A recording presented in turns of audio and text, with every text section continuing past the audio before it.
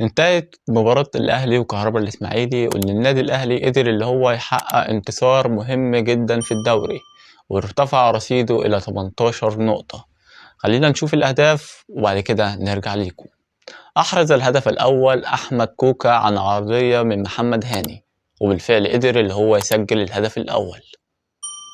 ثم النادي الأهلي يعود من جديد ويسجل الهدف الثاني من ركنية أرسلها أحمد سيد زيزو من عرضية ولا أروع في المباراة، وبضربة رأس قوية من ياسين مرعي ويسجل الهدف الثاني للنادي الأهلي. النادي الأهلي مجددا ويسجل الهدف الثالث للنادي الأهلي عن طريق محمد شريف الذي أحرزها من خارج منطقة الجزاء بهدف ولا أروع ولا أجمل.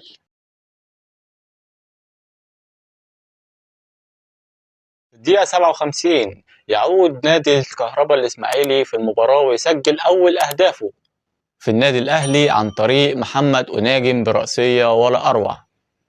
نجح عصام الفيومي البديل لنادي كهربا الإسماعيلي إنه يسجل في الدقيقة 69 الهدف الثاني في مرمى الأهلي بتصويبة من خارج منطقة الجزاء تسكن شباك الشناوي.